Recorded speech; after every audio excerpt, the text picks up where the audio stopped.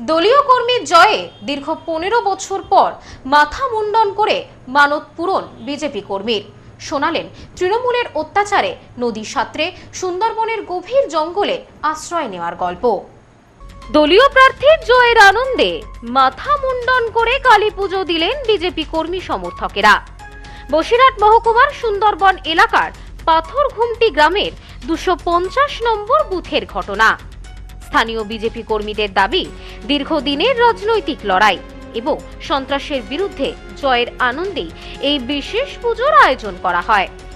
জানা গিয়েছে, বিজেপি কর্মী নিতাইপদ রায় 2011 সালের 2রা জুলাই পঞ্চায়েত সদস্য থাকাকালীন বাড়ি ফেরার পথে তৃণমূল আশ্রিত দুষ্কৃতীদের হামলার মুখে পড়েন।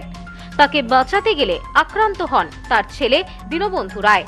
প্রাণে বাঁচাতে বাবা ছেলে নদীতে ঝাঁপ দিয়ে সুন্দরবনের জঙ্গলে আশ্রয় নেন। পরে গভীর রাতে বাড়ি ফেরেন।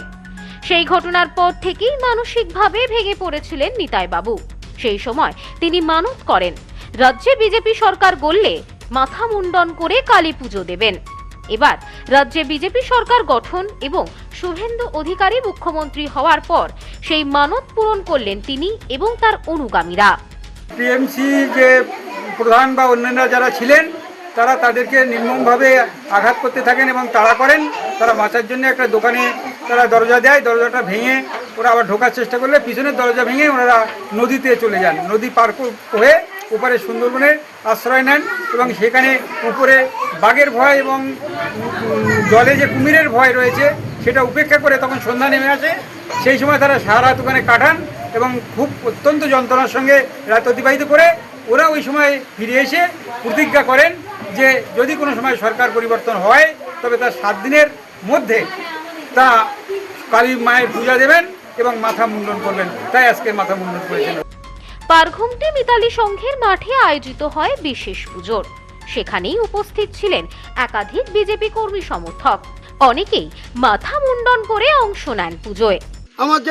আমার আক্রমণ করে আমি নদীর সাঁতার দিয়ে আমার ছেলেকে নিয়ে কালীতলার আরও 3 জন, পরিমল মণ্ডল, গণেশ মণ্ডল এবং আরেকজনকে নিয়ে আমরা জঙ্গলে রাত 7টা থেকে 1টা পর্যন্ত বাঘের ভয়ে জঙ্গলের মধ্যে ছিলাম।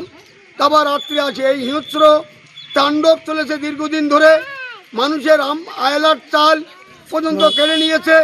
ঘরের টাকা এখান থেকে যাদের টাকা তাদের না দিয়ে তারা নেতারা ভাগ করে নিয়েছে। এর জন্য আমি মানসিক করেছিলাম যে এই সরকার যদি পতন হয় তাহলে আমি 7 দিনের মধ্যে মিতালির সঙ্গে কালী পূজা দেব মাথা মুন্ডুক করে। তাই আজ আমাদের এই জয়, ভারত মাতার জয়। বিজেপির তরফে দাবি করা হয়েছে, দীর্ঘ 15 বছরের লড়াইয়ের পর স্বৈরাচারী সরকারের পতন হয়েছে। সাধারণ মানুষ ভয় ও সন্ত্রাসের পরিবেশ থেকে মুক্তি পেয়ে এখন উচ্ছ্বাসে ভাসছেন। মানসিক করেছিল যে আমরা যেদিন তৃণমূল পার্টি হটিয়ে দিয়ে বিজেপি পার্টি নিয়ে আসতে পারবো, তখন আমরা আনন্দে মানসিক করেছি কালী পূজা করবো। সেই কালী পূজাটা আজকে আমাদের হচ্ছে। কোথায় হচ্ছে? এই যে মিতালি সঙ্গে মাঠে। এতদিন ধরে এখানে আমাদের কোনো আধিপত্য ছিল না। আজকে এখানে আমরা হাসি খুশিতে চলছি। মানে আমার বাবা বিজেপি করে বলে তাকে মারে, তার ঘর দৌড় ভাঙে, বাইক টাইক সব ভেঙে দেয়, তাদের চাল বন্ধ করে দেয়। মানে এত অত্যাচার করেছে যে মানে সহ্য করতে পারছি না। এখন আমরা সুস্থ জীবন যাপন করছি, এতে আমরা অনেক খুশি। স্থানীয় বিজেপি নেতৃত্বের দাবি, ভবিষ্যতে তারা এলাকার সাধারণ মানুষের পাশে থেকে কাজ করবেন। এই বিজেপি সরকার যদি আসে এবং এই অত্যাচারের হাত থেকে যাতে আমরা রেহাই পেতে পারি, তাই আমি এই প্রতিজ্ঞা করেছিলাম। সেই জন্য যে মাথা নেড়া হয়ে এইটা মানে তার কামনা করি।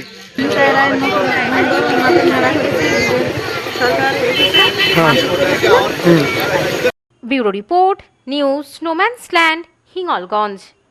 নিউ মায়ের আশীর্বাদ guest house and community hall সম্পূর্ণ শীততাপ নিয়ন্ত্রিত, পাবেন অত্যাধুনিক এবং আন্তরিক পরিষেবা, যেখানে রয়েছে একসাথে 250 জনের অনুষ্ঠানের জায়গা, প্রশস্ত এরিয়া, 3টি রাস্তা সহ পার্কিং এর সুব্যবস্থা, অতিথিদের থাকবার জন্য পৃথক ঘরের ব্যবস্থা। বিয়ে সহ যে কোনো অনুষ্ঠানের বুকিং শুরু হয়ে গেছে। এখন বুকিং এর উপর রয়েছে 5% ডিসকাউন্ট। নিউ মায়ের আশীর্বাদ guest house and community hall, বাটামোড়, town মার্কেটের পিছনে। ফোন 9932389693 এবং 9153032873।